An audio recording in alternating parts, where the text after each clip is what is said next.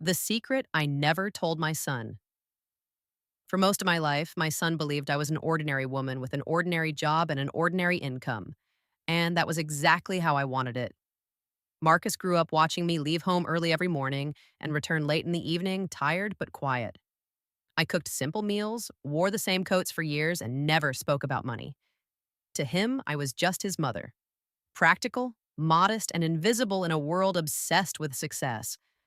What he never knew was that I earned more in a single month than most people earn in a year. For nearly 2 decades, I'd been a senior executive at a multinational company. I signed contracts worth millions, oversaw operations across multiple countries, and made decisions that affected thousands of employees. Yet I lived in a small apartment, carried an old handbag, and shopped at discount stores. Not because I had to, but because I chose to. I grew up believing that real power doesn't announce itself. It watches, it waits, and it speaks only when necessary. Marcus never asked about my salary, and I never volunteered the truth. I wanted him to grow without privilege cushioning his every fall. I wanted him to build his life with effort, not entitlement. So I stayed silent, and silence became my shield. Everything changed the afternoon Marcus called me, his voice tight and uncertain. "Mom," he said, hesitating. "Simone's parents are visiting from overseas. They want to meet you." I agreed immediately, but something in his tone unsettled me. This didn't sound like pride. It sounded like worry. Before hanging up, I asked him gently, "What do they know about me?" There was a pause, the kind that tells you everything. "I told them you work in an office," he finally said, "that you live simply, that you don't have much." That word, simply, landed heavier than he realized. It wasn't cruelty, it was embarrassment. I looked around my living room after the call ended. Old furniture, no artwork, no luxury, nothing that hinted at the life I had built behind closed doors. And in that moment, a decision formed quietly but firmly. If my son believed I was poor, if his wife's family expected someone insignificant, then I would give them exactly what they expected. I would attend that dinner pretending to be broke, naive, and unimpressive. Not to deceive them, but to observe them. Because the way people treat someone they believe has no value tells you everything about who they really are. And I was about to discover the truth. I didn't know it yet, but that dinner invitation wasn't just a meeting, it was a test. And by the end of the night, every mask at that table would fall, including mine. Walking into their world. Saturday evening arrived faster than I expected. I stood in front of my mirror, not preparing to impress anyone, but to disappear. I chose the least flattering dress I owned, loose, faded, and slightly wrinkled. No jewelry, no watch. My shoes were old but clean, the kind that told a story of endurance rather than ambition. When I looked at my reflection, I barely recognized myself. Perfect. I tied my hair back carelessly, grabbed a worn canvas bag, and called a taxi. As the car drove through the city, the streets grew cleaner, brighter, and more expensive. The address Marcus had given me belonged to one of the most exclusive restaurants in town, the kind of place where prices aren't printed because the right people are never supposed to ask. A quiet ache formed in my chest. A part of me still hoped I was wrong, that maybe Simone's parents would be kind, that maybe they wouldn't care about labels or appearances, but experience had taught me better. Years in boardrooms had trained me to recognize judgment before a single word was spoken. The taxi stopped in front of the restaurant. Warm lights glowed behind glass doors. Well-dressed couples laughed as they entered. A doorman nodded politely as I stepped inside. That was when I saw them. Marcus stood near a long table by the window, dressed sharply, his posture stiff with tension. Beside him was Simone, flawless as always, her expression tight, almost uneasy. She glanced at the entrance, then away, as if hoping to delay the moment. And then there were her parents. They sat already seated, perfectly composed. Simone's mother wore a dress that shimmered under the lights, jewelry catching every movement. Her father looked equally polished, his presence commanding without effort. They looked like people who were used to being admired. Marcus noticed me first. His eyes widened slightly, and I saw discomfort flicker across his face. Not concern, embarrassment. Mom, you made it, he said, forcing a smile. I smiled back gently, playing my role. Of course, sweetheart. Simone kissed my cheek quickly, her touch distant. Her introduction felt rushed, almost apologetic. This is Marcus's mother. That was all. No warmth, no pride, just a label. Simone's mother looked me over in one slow scan. My dress, my shoes, my bag. Her expression shifted, subtle but unmistakable. Disappointment. She extended her hand briefly, her smile polite but hollow. Her husband followed suit. I was acknowledged, not welcomed. I was shown to the far end of the table. No one pulled out my chair, no one asked if I was comfortable. And as I sat there, surrounded by crystal glasses and quiet judgment, I realized something chilling. They had already decided who I was. They just hadn't said it out loud yet. Rehook for part 3. I thought the worst part would be the silence. But I was wrong. The real cruelty began the moment the menus arrived. The price of being simple. The waiter placed the menus on the table with practiced elegance. Thick, heavy, and written in a language meant to intimidate rather than inform. I opened mine slowly and stared at it as if it were a puzzle. Simone's mother noticed immediately. Oh, she said with a polite tilt of her head. Do you need help understanding the menu?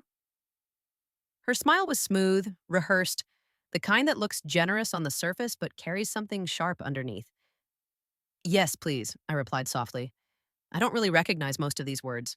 She exhaled lightly as if my confusion were an inconvenience. I'll just order something simple for you, she said, turning to the waiter. Nothing extravagant. That word again. Simple. Marcus shifted uncomfortably in his chair but said nothing. Simone stared at her napkin, folding and unfolding it with nervous fingers. The conversation resumed as if nothing unusual had happened. Simone's parents began speaking about their travels. Luxury hotels, first-class flights, private tours. Each story was carefully placed, like a badge of honor. Every number was mentioned casually but deliberately. Just a short stay, Simone's mother said. Only 1,000 a night, but comfort is important at our age. She glanced at me briefly, waiting for a reaction. I smiled politely. That sounds nice. Encouraged, she continued. Properties in multiple countries, investments, business connections, a lifestyle curated to impress. Then her attention returned to me. And you, she asked, her voice sweet but probing. What exactly do you do? I lowered my eyes slightly. I work in an office. Administrative tasks. Nothing special. She nodded slowly, exchanging a look with her husband. Well, she said, all honest work has value. The pause that followed said otherwise. When the food arrived, she made sure to mention the price of her dish, praising its quality as if cost itself were a flavor. You really can't compare this to everyday meals, she said. Once you experience better, you can't go back. I nodded, cutting my modest portion carefully. Then came the questions. Did I live alone? Was my income enough? Did I ever worry about the future? Each question was wrapped in concern but sharpened with judgment. It must be hard, she sighed, raising a child without being able to provide more. The table went quiet. Marcus clenched his jaw. Simone's shoulders stiffened. I met her gaze and smiled calmly. I gave my son everything I could. She nodded slowly. Of course. We all do what we're able to. That was the moment I felt it.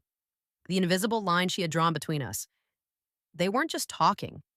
They were measuring me. And according to their scale, I was lacking. But I stayed silent. Because the more they spoke, the clearer their true character became. And they were just getting started. I thought their judgment ended with words. Until Simone's mother made an offer that revealed what they truly wanted from me. When pity turns into control. By the time dessert arrived, the atmosphere at the table had shifted. The polite curiosity was gone. What remained was something colder. Calculation. Simone's mother folded her napkin neatly and looked at me with an expression that pretended to be compassionate. You know, she began, family dynamics change once children get married. Marcus stiffened. Mom! She raised a hand gently. Let me finish. Her eyes returned to me. Marcus is starting a new chapter. Responsibilities grow, pressures increase. As parents, we only want what's best for our children. I nodded slowly, already sensing where this was headed. She continued. When an adult child worries too much about a parent's situation, it can strain a marriage. We've seen it happen. There it was. I was no longer a person at the table. I was a potential problem. I understand, I said quietly. Her smile widened, relieved by my compliance. That's good. I was hoping you would. She leaned closer, lowering her voice as if offering a secret. Franklin and I have discussed this carefully. My heartbeat remained steady. Years in executive negotiations had trained me well. We thought, she said, that perhaps we could help you a little, a modest monthly amount, just to make things easier. Marcus pushed back his chair slightly. This is inappropriate. She ignored him. It wouldn't be much, she said to me. Just enough so Marcus doesn't feel burdened. In return, of course, we'd hope you'd respect their space. Fewer visits, less involvement. The words hung in the air like smoke. They weren't offering help. They were trying to buy my absence. Simone finally looked up, her eyes wide with disbelief, but she said nothing. I placed my fork down carefully. How much were you thinking? She smiled, clearly relieved I hadn't protested. 500 a month, maybe more if needed. I nodded. So, 500 to step out of my son's life. She frowned slightly. That's not how I'd phrase it. But it is what you mean, I replied calmly. Her expression hardened. We're just being practical. Practical. The same word people use when they stop pretending to be kind. I leaned back in my chair, no longer shrinking. You said earlier that you admire women who struggle alone. She nodded eagerly. I do. Then tell me, I said gently. Have you ever struggled without a safety net? Without financial backup? Without someone protecting you? Her confidence wavered. Before she could respond, I spoke again. You see, you mistake independence for weakness. You see simplicity and assume failure. And because you believe money defines worth, you think you can measure people and control them with it. The table was silent now. I felt Marcus's eyes on me, sensing the shift. I wasn't pretending anymore, and they could feel it. They thought they were negotiating with a fragile woman. They had no idea they were about to hear the truth, the one I'd kept hidden for decades. The truth I never shared. The silence around the table felt heavier than any insult they had thrown my way. Simone's mother shifted in her seat, clearly unsettled. I don't see why this conversation has become so tense, she said. We're only trying to help. I smiled slightly. Not the timid smile I'd worn all evening, but something firmer. Help without respect isn't help, I replied. It's control. Her husband cleared his throat, uncomfortable. Marcus looked as if he were holding his breath. You see, I continued calmly, there's something you should understand about me. They leaned in, expecting defensiveness, maybe gratitude. Instead, they got honesty. I didn't struggle because I lacked ability, I said. I struggled because I chose a harder path. Their eyes narrowed. 40 years ago, I continued, I was young, alone, and pregnant. I had no partner, no family support, and no safety net. I worked until the day my son was born and returned to work 2 weeks later. Marcus looked at me in shock. I had never told him that part. I studied at night while raising a child alone. I learned skills no one taught me. I worked harder than most people ever will, not for money, but for independence. Simone's mother crossed her arms. And your point is? My point, I said evenly, is that I didn't survive to be pitied. I leaned forward slightly. I climbed from assistant to manager, from manager to director, not because someone funded me, but because I earned every step. Her husband frowned. Are you saying we don't respect hard work? I'm saying you respect money, I corrected, not effort. Their faces tightened. And now, I continued, you believe my life has been a burden on my son because you assume I need him. Marcus stood up abruptly. Mom never needed me. I placed a hand on his arm. Sit, Marcus. He did. I turned back to Simone's parents. You assumed my value based on my clothes, my silence, my lifestyle. You decided I was disposable. Simone's eyes filled with tears. And the truth is, I said, I let you. The words landed sharply. You let us? Simone's mother asked. Yes, I replied, because I wanted to know how you treat people you think are beneath you. The color drained from her face. You don't know anything about me, she snapped. I know enough, I said calmly. Enough to know that if I had accepted your offer, you would have felt justified, powerful, generous. Her husband shifted uncomfortably. But here's what you didn't expect, I said, straightening in my chair. I don't need your money. And for the first time that evening, I saw fear replace confidence in their eyes. They thought that was the shocking part. But I still hadn't told them what I actually do or how much I earn. The moment, everything changed. Simone's mother laughed softly, the kind of laugh people use when they don't believe you. Well, she said, everyone needs help at some point. I met her eyes steadily. Not everyone needs your help. Her smile faded. You see, I continued, my voice calm but firm, there's a reason I live simply. Not because I have to be shy, but because I don't need to prove anything. Marcus stared at me, confused. Simone looked between us, sensing something bigger was coming. For the last 20 years, Aunt, I said, I've worked as a regional operations director for a multinational company. The words landed like a dropped glass. I oversee multiple countries. I manage budgets larger than most businesses will ever see. I sign contracts that affect thousands of employees. Silence. Simone's father blinked. That's impressive, he said slowly. But still, executives don't usually. I earn $40,000 a month, I interrupted gently. The table froze. Marcus's fork slipped from his hand and clattered against the plate. Simone gasped. Her mother's face drained of color.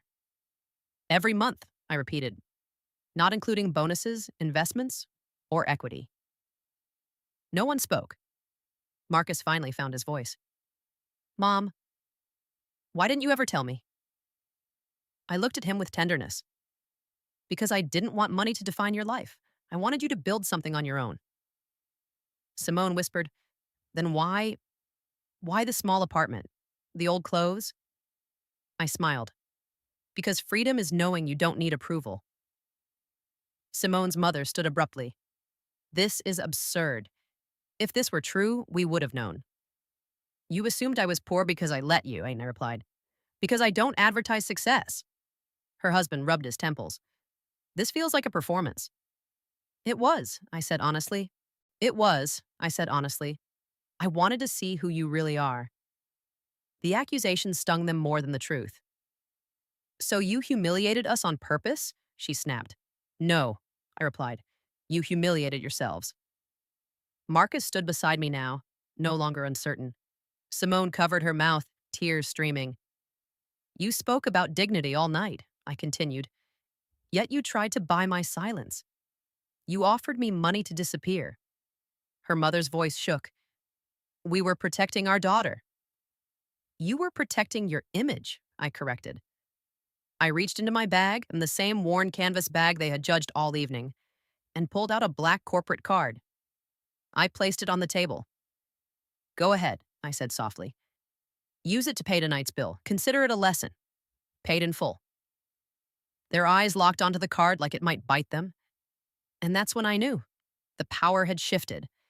They thought the humiliation was over until the check arrived and fate delivered its final twist. When the bill arrived, the waiter returned quietly and placed the leather folder at the center of the table. No one reached for it. Simone's parents stared at the check as if it were a personal insult. The atmosphere had shifted completely.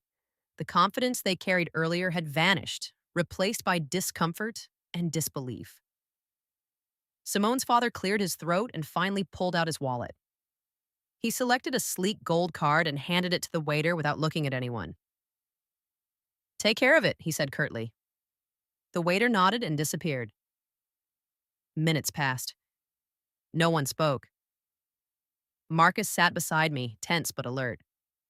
Simone kept her eyes fixed on the table, her hands trembling slightly. Her mother sat rigidly, arms crossed, jaw clenched, replaying the evening in her mind. Then the waiter returned. "I'm sorry, sir," he said politely, "but the card was declined." The words landed like a slap. "That's impossible," Simone's father snapped. "Try again." The waiter nodded and walked away. Simone's mother leaned toward her husband. "What's going on?" "It must be a mistake," he muttered. But when the waiter returned a second time with the same answer, the illusion shattered. "I'll call the bank," he said sharply, standing up and storming away from the table. The silence that followed was excruciating. Simone's mother looked around, humiliated. "This has never happened before," she whispered. I tilted my head slightly. "Travel restrictions sometimes cause temporary blocks," I said calmly. "Very inconvenient." Marcus exhaled slowly. Simone's eyes filled with tears. The waiter hovered nearby, uncertain. "I'll take care of it," Marcus began. "No," I said firmly. I reached into my bag again, not theatrically, just naturally, and placed a different card on the table, heavier, distinct. The waiter's posture changed instantly when he saw it. "Of course, ma'am," he said, carefully taking the card. He returned in less than 2 minutes. "Everything is settled," he said respectfully. "Thank you." Simone's mother stared at the empty space where the card had been, her composure completely broken. I stood up slowly. "Thank you for dinner," I said politely. "It was enlightening." Simone's father returned at that moment, his phone still in his hand, his face pale. He looked at the table, then at his wife. "Did they pay?" he asked quietly. "Yes," she replied, barely audible. He looked at me. "Thank you." "You're welcome," I said. "That's what family does. Helps when someone comes up short." The words stung. I knew it. He knew it. I picked up my bag and turned to leave, but before I did, I looked back at them one last time. "Just remember," I said calmly, "money can open doors. But character decides what happens once you walk through them." And with that, I walked away. I thought the night was over, but the real consequences didn't begin until after I left the restaurant. What happened after I walked away? The cool night air hit my face the moment I stepped outside the restaurant. For the first time that evening, I breathed freely. Marcus followed me out, his footsteps quick and uneven. He didn't speak right away, neither did I. Some truths need silence before they can settle. Finally, he stopped me near the curb. "Mom," he said quietly, "why didn't you ever tell me?" I looked at him, really looked at him. A grown man now trying to reconcile the mother he thought he knew with the woman he had just seen. "Because I wanted you to grow strong without leaning on my money," I replied. "I wanted you to believe in your own ability, not my safety net." His eyes softened. "I was embarrassed tonight. Not of you, of myself, of how I let them speak to you." I placed a hand on his arm. "You didn't know, and you tried to stop it when you could. That matters." Behind us, through the glass windows of the restaurant, I could see Simone still seated at the table, her shoulders shaking. Her parents sat stiffly, not touching her, not comforting her. Marcus noticed too. "She's torn," he said, "between who they are and who she wants to be." "That's a painful place to be," I replied, "but also a necessary one." A taxi pulled up to the curb. I opened the door but paused. "Marcus," I said, "what happens next is up to you. Tonight showed you two versions of power. One uses money to control, the other uses restraint." He nodded slowly. "I know which one I want." As the taxi drove away, I looked out the window at the glowing city lights. I felt tired, not physically, but emotionally. Still, there was no regret. Speaking the truth always costs something, but silence costs more. When I arrived home, my apartment welcomed me with its familiar stillness. I made tea, sat on the couch, and let the quiet settle in. My phone buzzed, a message from an unknown number. This is Simone. I'm so sorry. I didn't know how bad it was until tonight. Please let me explain. I stared at the message for a long moment, then set the phone down. Apologies spoken too quickly are often born of guilt, not understanding. Some lessons need time. Another message followed. This one from Marcus. I love you. Thank you for protecting yourself and me. I closed my eyes. That night didn't just expose them, it freed me. But I knew the story wasn't finished, because when power shifts, people don't always accept it quietly, and Simone's parents weren't the kind to let go without a fight. The next morning, Marcus called me. And what he told me about that night changed everything. The call that changed the family. The phone rang early the next morning. I didn't need to check the screen to know it was Marcus. Mom, he said as soon as I answered, his voice tired but steady. A lot happened after you left. I sat down at the kitchen table, coffee still untouched. Tell me. He exhaled slowly. After you paid and walked out, everything collapsed. Simone finally spoke. I listened without interrupting. She told her parents they were cruel, that they crossed a line, that humiliating you wasn't protection, it was control. His voice shook slightly. She said she was ashamed. I closed my eyes. I could picture it clearly. Her mother didn't take it well, Marcus continued. She accused Simone of being ungrateful, said they'd given her everything, that without them she'd be nothing. And her father? I asked. He sided with her, said you manipulated the situation, that you embarrassed them on purpose. A familiar defense. But Simone didn't back down, Marcus said. She told them she'd rather live modestly with integrity than comfortably with cruelty. My chest tightened, not with pride, but with relief. That couldn't have been easy, I said. No, Marcus replied, but it was necessary. He paused. They threatened to cut financial support, said we'd regret it. And? And we told them to keep their money. Silence filled the line. Mom, he said quietly, I finally understand why you lived the way you did. You weren't hiding, you were choosing. Yes, I replied, choosing peace. They left the restaurant angry, Marcus continued. No goodbye, no apology, just anger. I nodded to myself. That's what happens when people lose control. There was another pause. Simone wants to talk to you in person, not to defend them, but to understand you. That's different, I said. Tell her she can come. Not immediately. Give her time to reflect. I will, Marcus promised. After the call ended, I sat quietly for a long time. I thought about how power works, how some people mistake wealth for authority, and how fragile that authority becomes when it's challenged by dignity. Later that afternoon, another message arrived. I don't expect forgiveness, Simone wrote. I just want to learn how to be better. I didn't reply yet. Change isn't proven with words, it's proven with time. Still, I felt something shift. Not victory, closure. But as peaceful as I felt, I knew one thing was certain. Families don't change overnight. And the final chapter hadn't been written yet. 3 days later, Simone knocked on my door. And that conversation would decide whether this family could heal or break forever. The door that opened the future. 3 days later, the knock came just after noon. I didn't rush to answer it. Some moments deserve calm, not anticipation. When I opened the door, Simone stood there alone. No makeup, no designer bag, no armor. Just a woman stripped of certainty. Thank you for seeing me, she said quietly. I stepped aside. Come in. She looked around my apartment as if seeing it for the first time. The simplicity no longer confused her. It humbled her. She sat across from me, hands folded, eyes tired. I won't defend them, she began. And I won't excuse myself either. I listened.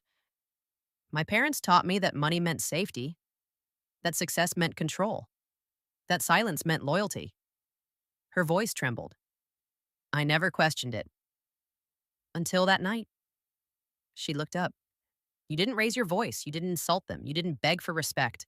And yet, you dismantled everything they believed just by standing still. I nodded slowly. Because dignity doesn't need volume. She swallowed hard. I want to unlearn what they taught me. I don't want my life to be driven by fear of losing status. That's a difficult road, I said. And a lonely one. I know, she replied. But Marcus and I chose it. We sat in silence for a moment. Then I spoke. I don't expect perfection. I expect honesty, respect, and accountability. She nodded firmly.